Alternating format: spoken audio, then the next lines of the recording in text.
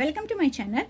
Summer 7 day weight loss சேலஞ்சோட day 5 அன்னைக்கு காலையிலேருந்து நைட் வரைக்கும் எடுத்துக்கக்கூடிய உணவுகளை பற்றி தான் இப்போ நம்ம பார்க்க போகிறோம். காலையில் எழுந்தவுடனே வாய் கொப்பளிச்சுட்டு ஒரு டம்ளர் சூடான சுடு தண்ணி நல்லா சிப் பண்ணி பொறுமையாக குடிங்க. அதுக்கப்புறம் 10 நிமிஷம் கண்ணை மூடி தியானம் பண்ணுங்க. இந்த 2 விஷயத்தையும் ஸ்கிப் பண்ணிடாதீங்கம்மா, சரிங்களா? அடுத்தது நீங்கள் ஃப்ரெஷ் ஆனதுக்கப்புறமா எம்டி ஸ்டமக்கில் நீங்கள் எடுத்துக்கக்கூடிய அந்த மார்னிங் ட்ரிங்க் என்ன அப்படின்னு பார்த்தீங்கன்னா சியா விதை தண்ணீர் தான் எடுத்து போகிறீங்க. இந்த சியா சீட் உங்களுக்கு கடைகளில் ஈஸியாக கிடைக்கும். அதை மின்னாள் நைட்டே தண்ணியில் ஊற வச்சுருங்க. மறுநாள் காலையில் ஒரு டம்ளர் தண்ணி எடுத்துக்கோங்க. அதில் மொத்தம் ஒரு 6-7 ஸ்பூன் இருக்க மாதிரி சியா விதைகளை ஊற வச்சு சியா விதைகளை கலந்து பொறுமையாக நல்லா சிப் பண்ணி குடிங்க. இந்த சியா விதைகள் அப்படின்றது நம்ம உடம்புல அடை மாதிரி அடைச்சிட்டு இருக்கக்கூடிய அந்த கொழுப்புகளை கரைக்கிறதுக்கு ரொம்ப உதவியாக இருக்கும். அதனால தான் நான் எல்லா ஸ்மூதி ஜூஸ் எல்லாத்துலேயுமே சியா விதைகள் கலந்து குடிங்கம்மா அப்படின்னு சொல்கிறதுக்கான முக்கியமான காரணம். இதை தான் நீங்கள் மார்னிங் ட்ரிங்காக எடுத்துக்க போகிறீங்க. அடுத்து உங்களோட பிரேக்ஃபாஸ்ட் என்ன அப்படின்னு பார்த்தீங்கன்னா இந்த 7 நாளுமே உங்களுக்கு ஒரு ஸ்மூதி மாதிரி தான் பிரேக்ஃபாஸ்ட் கொடுக்குறேன். ஏன்னா இந்த கோடை காலத்தில் காலையில் பிரேக்ஃபாஸ்ட் இது மாதிரி நீங்கள் எடுத்துக்கிட்டீங்க அப்படின்னா ரொம்ப நல்லாயிருக்கும் உங்களோட வெயிட் லாஸ்க்கு. இன்றைக்கி நீ எடுத்துக்க போகிற ஸ்மூதி வந்து பார்த்தீங்கன்னா வெத்தலை ஸ்மூதி தான் எடுத்துக்க போகிறீங்க. இதுக்கு ஒரு 7 வெத்தலை இருக்க மாதிரி எடுத்துக்கோங்க. அதோட காம்பை கிள்ளிட்டு வெத்தலையை நல்லா அலசி ரெடி பண்ணி வச்சுக்கோங்க. இப்போது மிக்ஸி ஜாரில் ஒரு 5 பாதாம் பருப்பு, 2 ஸ்பூன் இருக்க மாதிரி பூசணி வர ஒரு 6 பேரிச்சம்பழம் கொட்டையை எடுத்துகிட்டு சேர்த்துக்கோங்க. அது கூட நம்ம வாஷ் பண்ணி வச்சுருக்க அந்த வெத்தலையை கிழித்து அதோடு சேர்த்துக்கோங்க. இப்போ இதை ஃபஸ்ட்டு நல்லா கிரைண்ட் பண்ணிவிடுங்க. கிரைண்ட் பண்ணிவிட்டு இதில் புளிப்பில்லாத தயிர் ஒரு 4 ஸ்பூன் இருக்க மாதிரி தயிர் சேர்த்துக்கோங்க. திரும்பவும் நல்லா கிரைண்ட் பண்ணிட்டிங்கன்னா நல்லா திக்காக ஒரு பேஸ்ட் கிடைக்கும். அதுக்கப்புறமா ஒரு டம்ளர் தண்ணியை நல்லா ஊற்றி நல்லா நுர வர அளவுக்கு அடித்து ஒரு ஸ்மூதி மாதிரி எடுத்துக்கோங்க. இது கூட ஒரு 2 ஸ்பூன் இருக்க மாதிரி ஊற வச்ச சியா விதைகளை சேர்த்து காலையில் உங்களோட பிரேக்ஃபாஸ்ட் எடுத்துக்கிட்டீங்க அப்படின்னா ரொம்ப சூப்பராக இருக்கும். இது வரைக்கும் இது மாதிரி ஒரு ஸ்மூதி குடிச்சதில்லை அப்படின்னு நீங்களே சொல்லுவீங்க. உங்களோட வெயிட் லாஸ்க்கு அவ்வளோ ஹெல்ப் பண்ணும். கண்டிப்பாக மார்னிங்க்கு பிரேக்ஃபாஸ்ட்டுக்கு இந்த ஸ்மூதியை எடுத்துக்கோங்க. மதிய லஞ்ச் எடுக்கிறதுக்கு முன்ன காலையில் பிரேக்ஃபாஸ்ட்லேருந்து இந்த மதிய லஞ்ச் இந்த இடைப்பட்ட நேரத்தில் நீங்கள் தண்ணீர் குடிக்கணும் அப்படின்னு தோணுச்சுன்னா 1 டம்ளர் தண்ணியாக இருந்தாலும் நல்லா சிப் பண்ணி பொறுமையாக குடிங்க. மோர் எடுத்துக்கலாம், பானகம் எடுத்துக்கலாம், லெமன் ஜூஸ் எடுத்துக்கலாம். இதெல்லாம் எதுவாக இருந்தாலும் நல்லா சிப் பண்ணி பொறுமையாக குடிக்கிற மாதிரி பார்த்துக்கோங்க. மதிய லஞ்சுக்கு நீங்கள் எடுத்துக்க போகிறது என்ன அப்படின்னு பார்த்தீங்கன்னா கொண்டக்கடலை கீரை கூட்டு. இந்த கீரை கூட்டுக்கு 2 கீரை நான் சொல்கிறேம்மா. சிறுகீரை, அரைக்கீரை. இந்த 2 கீரை வருஷம் 365 நாளும் நமக்கு எல்லா இடங்கள்லையுமே ஈஸியாக கிடைக்கும். இந்த 2 கீரையை தவிர்த்து வேறு கீரை மாற்றாதீங்க, சரிங்களா? எந்த கீரை கிடைக்குதோ அதில் ஒரு கட்டு கீரை நீங்கள் வாங்கிக்கோங்க. அப்புறம் கொண்டக்கடலைன்றது கருப்பு கொண்டக்கடலை, வெள்ளை கொண்டக்கடலை கிடைக்குது. முதல்ல கருப்பு கொண்டக்கடலைக்கு முக்கியத்துவம் கொடுங்க. சப்போஸ் கருப்பு கொண்டக்கடலை இல்லை அப்படின்ற பட்சத்தில் மட்டும் நீங்கள் வெள்ளை கொண்டக்கடலை எடுத்துக்கலாம். ஒரு கப் இருக்க மாதிரி கொண்டக்கடலையை மின்னாள் நைட்டே ஊற வச்சுருங்க.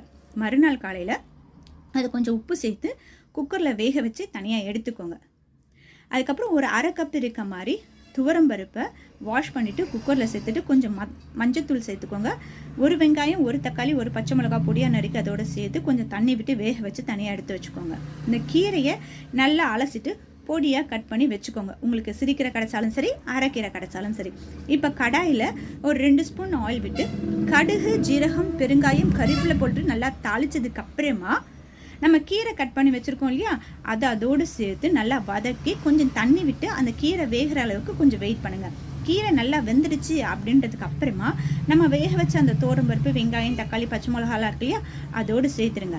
அது நல்லா கொதி வரும்பொழுது அந்த தண்ணியெல்லாம் சுண்டி நல்லா கொதி வரும் இல்லையா, அந்த டைமில் நம்ம வேக வச்ச அந்த கருப்பு கொண்ட கடலையும் தண்ணியோடு சேர்த்துட்டிங்க அப்படின்னா இப்போ கொஞ்சம் தண்ணியாக தான் இருக்கும். ஒரு 10 நிமிஷம் அப்படியே தட்டு போட்டு மூடிட்டிங்க அப்படின்னா அது நல்லா கொஞ்சம் திக்காயிடும்.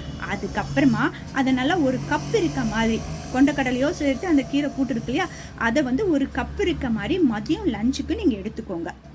ஒரு சிலர் நீங்கள் நினைக்கலாம் கீரை கூட்டு தனியாக பண்ணிவிட்டு கொண்டக்கடலையை தனியாக சுண்டல் பண்ணி தனித்தனியாக சாப்பிடலாமா அப்படின்ட்டு. அது மாதிரி தனித்தனியாக சாப்பிடும்பொழுது உங்களுக்கு அந்த டயட் இருக்கணும் அப்படின்ற இன்ட்ரெஸ்டே வராது. இது 2த்தையும் கலந்து நீங்கள் மென்று சாப்பிடும் பொழுது உங்களுக்கு நல்லா இருக்கும். அதனால் இது மாதிரியே நீங்கள் ட்ரை பண்ணுங்கள், சரிங்களா? ஈவினிங் ஸ்நாக்ஸுக்கு எப்பவுமே நான் சூப் தான் எடுத்துக்க சொல்லுவேன். ஏன் அப்படின்னா நைட்டு டின்னரை ஸ்கிப் பண்ண போகிறோம் அப்படின்னும்போது ஈவினிங் குடிக்கக்கூடிய இந்த சூப் நல்லா ஃபில்லிங்காக எடுத்துக்கிட்டிங்கன்னா தான் மறுநாள் காலையில் வரைக்கும் ஒரு ஃபாஸ்டிங் மாதிரி இருக்கும்பொழுது நம்ம வயிறுக்கு எந்த ஒரு பிரச்சனையுமே இல்லாமல் இருக்கும். இன்றைக்கி நம்ம எடுத்துக்கக்கூடிய சூப் என்ன அப்படின்னு பார்த்தீங்கன்னா கருணக்கிழங்கு சூப்பு தான் எடுத்துக்க போகிறோம்.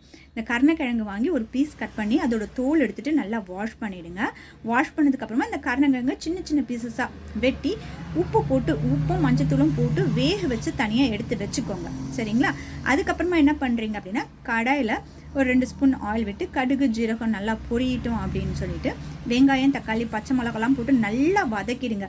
சப்போஸ் உங்களுக்கு இந்த வெங்காயம் தக்காளிலாம் மாட்டுறது ரொம்ப சிரமமாக இருக்க மாதிரி நீங்கள் ஃபீல் பண்ணீங்க அப்படின்னா, குக்கரில் வெங்காயம் தக்காளி பச்சை மிளகாலாம் வேக வச்சுட்டு அதை மிக்சியில் அரைச்சி அதோடு சேர்த்துக்கிட்டிங்க அப்படின்னா உங்களுக்கு வாயில் மாட்டாமல் நமக்கு சாப்பிட்றதுக்கு ரொம்ப ஈஸியாக இருக்கும். அது மாதிரி நீங்கள் நல்லா வதக்கிட்டு அதுக்கப்புறமா நம்ம வேக வச்ச அந்த கருணக்கிழங்கு அதோடு சேர்த்து நல்லா கொதி வருது பார்த்தீங்களா, அப்போது உப்பும் பெப்பரும் போட்டு இந்த சூப்பை ஈவினிங் ஸ்நாக்ஸுக்கு எடுத்துக்கோங்க. இந்த கருணக்கிழங்கு எதனால் எடுத்துக்கிறோம் அப்படின்னு பார்த்தீங்கன்னா, ஒரு வெயிட் லாஸ் சேலஞ்ச் பண்ணுறோம் அப்படின்னும்போது அந்த உணவு கட்டுப்பாடு அப்படின்ற ஒரு சமயத்தில் நமக்கு என்ன ஆகும் அப்படின்னு பார்த்தீங்கன்னா, மலம் கட்டி போயிட்டு ஒரு சிலருக்கு வந்து பார்த்திங்கன்னா பைல்ஸ் மாதிரி ஆகும். அதுவும் இல்லாமல் நிறைய வெயில் காலங்களில் இந்த பைல்ஸ் அப்படின்ற பிரச்சனை நிறைய பேருக்கு இருக்குது. அது மாதிரி பிரச்சனை வரக்கூடாது அப்படின்னா நம்மளோட உணவுகளில் கருணக்கிழங்கு அதிகமாக சேர்த்துக்கிறது ரொம்ப நல்லது.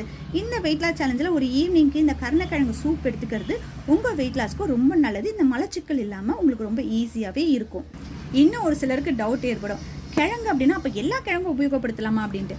கருணக்கிழங்கு வெயிட் லாஸ்க்கு இந்த மலச்சிக்கலை சரி பண்ணுறதுக்கு உதவும். அதே மாதிரி சேப்பக்கிழங்கு முட்டியில் இருக்கக்கூடிய எண்ணெய் பசையை சேர்க்கறதுக்கு இதுவாகும். ஆனால் அதை இது மாதிரி சூப்பு மாதிரி எடுத்துக்கக்கூடாது, அதை வந்து வேறு ஒரு உணவு மாதிரி எடுத்துக்கணும்.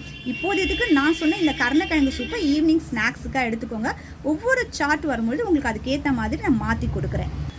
நைட்டு வந்து டின்னரை ஸ்கிப் பண்ணிட போகிறீங்க. சப்போஸ் இந்த சேலஞ்சை ஃபாலோ பண்ணுறவங்கள ஒரு சிலர் நைட்டு மெடிசன் எடுக்கிறவங்களாக இருந்தீங்க அப்படின்னா டின்னரை ஸ்கிப் பண்ணிக்கலாம். மாத்திரை போடக்கூடாதுமா, தயவு செஞ்சு வயிறு ரணமாயிடும், வேறு ஏதாவது சைட் எஃபெக்ட் வரும். அதனால் பழங்கள் எடுத்துக்கோங்க. பழங்களில் வாழைப்பழத்தை மட்டும் நைட்டு வேண்டாம், தவிர்த்துருங்க. சரியா?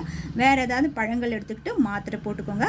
அதே மாதிரி படுக்கிறதுக்கு முன்னே நீங்கள் எடுத்துக்கக்கூடிய அந்த நைட் ட்ரிங்க் என்ன அப்படின்னு பார்த்தீங்கன்னா, பட்டை தண்ணீர். நமக்கு இந்த பிரிஞ்சு செய்கிறதுக்கு பட்டை வாங்கும் பார்த்தீங்களா, அதில் ஒரு 2 துண்டு இருக்க மாதிரி பட்டையை ஒரு 1.5 டம்ளர் தண்ணியில் நல்லா கொதிக்க விட்டு அது 1 டம்ளர் ஆனதுக்கு அப்புறமா அதை வடிகட்டி குடிச்சிருங்க. நீங்கள் படுக்கிறதுக்கு ஒரு அரை மணி நேரத்துக்கு முன்னே. எப்போ படுப்பீங்க தொடர்ந்து ஃபாலோ பண்ணிகிட்டே வரீங்க. 10:30 மணிக்கு முன்னே படுக்கிறதுக்கு கண்டிப்பாக முயற்சி செய்யுங்க. என்னதான் நீங்கள் டயட்டை கரெக்டாக ஃபாலோ பண்ணாலும் தூக்கம் அப்படின்றது ரொம்ப ரொம்ப முக்கியம். சரிங்களா? இன்றைக்கி நான் சொன்ன ஃபுட் சார்ட்டில் எது உங்களுக்கு ரொம்ப பிடிச்சிருக்கு அப்படின்றத கமெண்ட்டில் சொல்லுங்கள். வீடியோ பிடிச்சிருந்தா ஒரு லைக் பண்ணுங்கள், உங்கள் ஃப்ரெண்ட்ஸோட ஷேர் பண்ணுங்கள். இது வரைக்கும் நீங்கள் சப்ஸ்கிரைப் பண்ணாத வியூவர்ஸாக இருந்தீங்கன்னா சப்ஸ்கிரைப் பண்ணி பக்கத்தில் அந்த பெல் ஐக்கானும் கிளிக் பண்ணிங்கன்னா ஃபியூச்சரில் நான் போடக்கூடிய எல்லா வீடியோஸோட நோட்டிஃபிகேஷன் உடனுக்குடனே கிடைக்கும். தேங்க்யூ.